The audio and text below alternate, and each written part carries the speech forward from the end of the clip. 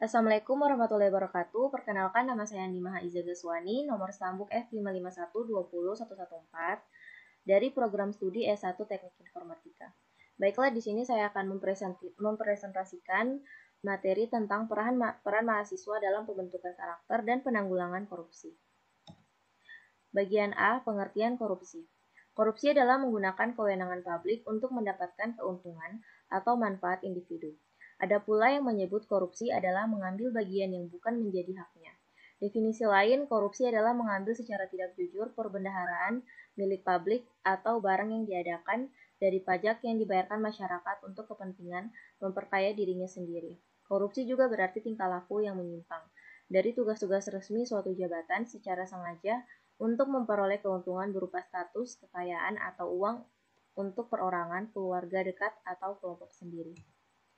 Bagian B, faktor penyebab korupsi. Yang pertama, faktor politik.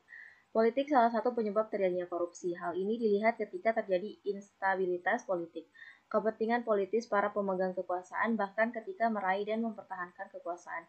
Menurut Susanto 2002, korupsi level pemerintahan adalah dari sisi penerimaan, pemerasan uang suap, pemberian perlindungan, pencurian barang-barang publik untuk kepentingan pribadi, disebabkan suatu hal yang disebut konstelasi politik. Sementara menurut Deasis, korupsi politik misalnya perilaku curang atau politik uang pada pemilihan anggota legislatif atau pejabat-pejabat eksekutif. Dana ilegal untuk pembiayaan kampanye, penyelesaian konflik parlemen melalui cara-cara ilegal dan teknik lobby yang menyimpang. Dapat dikatakan bahwa korupsi adalah hasil dari adanya monopoli atau kekuasaan ditambah dengan kewenangan yang begitu besar tanpa keterbukaan dan pertanggungjawaban. Bagian 2, faktor hukum. Faktor hukum bisa dilihat dari dua sisi. Di satu sisi dari aspek perundang-undangan dan sisi lain lemahnya penegakan hukum. Tidak baiknya substansi hukum mudah ditemukan dalam aturan-aturan diskriminatif dan tidak adil. Rumusan yang tidak jelas tegas sehingga menjadi multitafsir. Kontradiksi dan overlapping dengan peraturan lain, sanksi yang tidak ekuivalen dan perbuatan yang dilarang, sehingga tidak tepat sasaran, dan sebagainya. Memungkinkan peraturan tidak kompatibel dan realitas. Di masa mendatang akan mengalami resistensi. Banyak produk hukum menjadi ajang perebutan legitimasi bagi berbagai kepentingan kekuasaan politik, untuk tujuan mempertahankan dan mengakumulasi kekuasaan. Mengatakan 5 hal yang dianggap berpotensi menjadi penyebab timbulnya korupsi. Yang pertama, sistem politik. Kedua, intensitas moral seseorang atau kelompok. Ketiga, remunerasi atau pendapatan yang minim. Keempat, pengawasan baik bersifat internal maupun eksternal. Dan yang terakhir atau yang kelima, budaya taat aturan. Hal senada juga dikemukakan oleh Habashib yang menyatakan bahwa lemahnya sistem peraturan perundang-undangan memberikan peluang untuk melakukan tindak pidana korupsi. Di samping itu, praktik penegakan hukum yang masih gili berbagai permasalahan yang menjauhkan hukum dari tujuannya. Bagian 3 atau faktor ekonomi. Faktor ekonomi merupakan salah satu penyebab terjadinya korupsi. Hal itu dapat dijelaskan dari pendapatan atau gaji yang tidak mencukupi kebutuhan. Pendapat ini tidak mutlak benar karena dalam teori kebutuhan Maslow, korupsi seharusnya dilakukan orang untuk memenuhi dua kebutuhan yang paling bawah dan hanya dilakukan oleh komunitas masyarakat yang pas-pasan yang bertahan hidup. Namun, di saat ini korupsi dilakukan oleh orang kaya dan berpendidikan tinggi. Bagian 4, faktor organisasi. Menurut Tunggal 2000, aspek-aspek penyebab terjadinya korupsi dari sudut pandang organisasi meliputi A. Kurangnya adanya teladan dari pimpinan. B. Tidak adanya kultur organisasi yang benar. C. Sistem akuntabilitas di instansi pemerintahan kurang memadai. D. Manajemen cenderung menutupi korupsi di dalam organisasinya. Melalui tujuan organisasi, para anggota dapat memiliki arah yang jelas tentang segala kegiatan dan tentang apa saja yang tidak, serta apa yang dikerjakan dalam kerangka organisasi. Tujuan organisasi dapat berfungsi menyediakan pedoman-pedoman praktik bagi anggotanya. Tujuan organisasi menghubungkan anggota dengan berbagai tata cara dalam kelompok. Standar tindakan anggota organisasi akan menjadi tolak ukur dalam menilai bobot tindakan. Sebuah organisasi berfungsi baik bila anggotanya bersedia mengintegrasikan diri bahwa sebuah pola tingkah laku yang normatif sehingga dapat dikatakan kehidupan bersama. Mungkin apabila anggota-anggota bersedia memenuhi aturan yang telah ditentukan. Bagian C ada gerakan anti korupsi. Upaya pemberantasan korupsi yang dilakukan selama ini belum dapat menunjukkan hasil yang maksimal. Hal ini antara lain terlihat dari rendahnya angka indeks persepsi korupsi atau IPK. Berdasarkan Undang-Undang Nomor 30 Tahun 2002, pemberantasan tindak pidana korupsi dirumuskan sebagai rangkaian tindakan untuk mencegah dan memberantas tindak pidana korupsi melalui upaya koordinasi, supervisi, monitor, penyelidikan, penuntutan, dan pemeriksaan di sidang pengadilan dengan peran serta masyarakat berdasarkan peraturan perundang-undangan yang berlaku. Dengan demikian, dalam strategi pemberantasan korupsi terdapat 3 unsur utama, yaitu pencegahan, penindakan, dan peran serta masyarakat. Salah satu upaya pemberantasan korupsi adalah dengan sadar melakukan suatu gerakan anti korupsi di masyarakat. Dengan tumbuhnya budaya anti korupsi di masyarakat, diharapkan dapat mencegah munculnya perilaku koruptif. Gerakan anti korupsi adalah suatu gerakan jangka panjang yang harus melibatkan seluruh pemangku kepentingan yang terkait, yaitu pemerintah, swasta, dan masyarakat. Pada dasarnya, korupsi yang terjadi jika ada pertemuan antara 3 faktor utama, yaitu niat, kesempatan, dan juga kewenangan.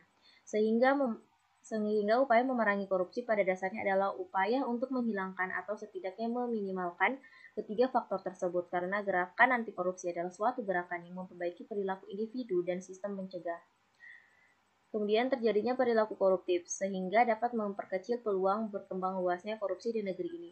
Upaya perbaikan perilaku manusia antara lain dapat dimulai dengan menanamkan nilai-nilai yang mendukung terciptanya perilaku anti koruptif.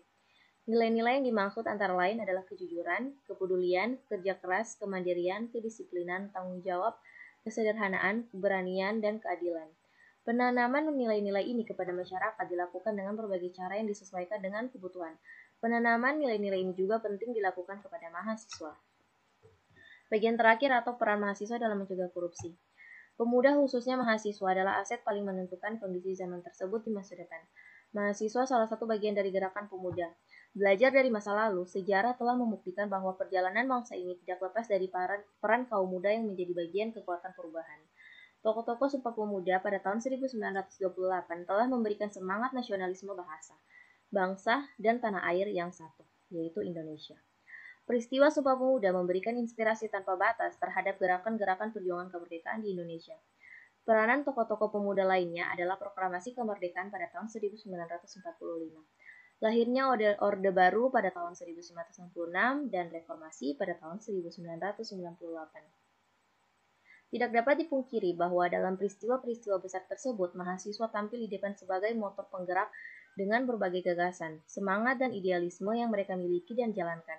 Untuk konteks sekarang dan mungkin masa-masa yang akan datang, menjadi musuh bersama masyarakat adalah praktek yang bernama korupsi. Peran penting mahasiswa tersebut tidak dapat dilepaskan dari karakteristik yang mereka miliki, yaitu intelektual, jiwa muda, dan idealisme. Dengan kemampuan intelektual yang tinggi, jiwa muda yang penuh semangat, dan idealisme yang murni, telah terbukti bahwa mahasiswa selalu mengambil peran penting dalam sejarah perjalanan bangsa ini. Dalam beberapa peristiwa besar perjalanan bangsa ini telah terbukti mahasiswa berperan penting sebagai agen perubahan atau agent of change. Mahasiswa didukung oleh kompetensi dasar yang mereka miliki, yaitu intelijensia, ide-ide kreatif, kemampuan berpikir kritis, dan juga keberanian untuk menyatakan kebenaran. Dengan kompetensi yang mereka miliki, mahasiswa diharapkan mampu menjadi agen perubahan mereka, mampu menyuarakan kepentingan rakyat, mampu mengkritisi kebijakan-kebijakan yang koruptif, dan mampu menjadi watchdog atau lembaga-lembaga negara dan penegak hukum. Poin pertama ada keterlibatan mahasiswa. Keterlibatan mahasiswa ini mencakup di lingkungan keluarga. Internalisasi karakter anti korupsi di dalam diri mahasiswa dapat dimulai dari lingkungan keluarga. Pelajaran yang dapat diambil dari lingkungan keluarga ini adalah tingkat ketaatan seseorang terhadap aturan atau tata tertib yang berlaku.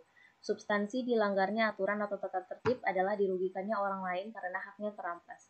Tahapan proses internalisasi karakter anti korupsi di dalam diri mahasiswa yang diawali dari lingkungan keluarga yang sangat sulit dilakukan, justru karena anggota keluarga adalah orang-orang terdekat yang setiap saat bertemu dan berkumpul. Maka pengamatan terhadap adanya perilaku korupsi yang dilakukan dalam keluarga seringkali menjadi biasa. Kemudian di lingkungan kampus. Keterlibatan mahasiswa dalam gerakan anti korupsi di lingkungan kampus dapat dibagi dalam dua wilayah, yaitu untuk individu mahasiswanya itu sendiri dan untuk komunitas mahasiswa. Untuk konteks individu seseorang mahasiswa diharapkan dapat mencegah agar dirinya sendiri tidak akan berperilaku koruptif dan tidak korupsi. Sedangkan untuk konteks komunitas, seorang mahasiswa diharapkan dapat mencegah rekan-rekannya sesama mahasiswa dan organisasi kemahasiswaan kampus untuk tidak berperilaku koruptif dan tidak korupsi. Yang kemudian di masyarakat sekitar, hal yang sama dapat dilakukan mahasiswa atau kelompok mahasiswa untuk mengamati lingkungan di lingkungan masyarakat sekitar. Di tingkat lokal dan nasional, mahasiswa dengan kompetensi yang dimilikinya dapat menjadi pemimpin atau leader dalam gerakan massa anti korupsi baik yang bersifat lokal. Sekian presentasi dari saya, kurang lebihnya saya mohon maaf. Saya ucapkan banyak terima kasih.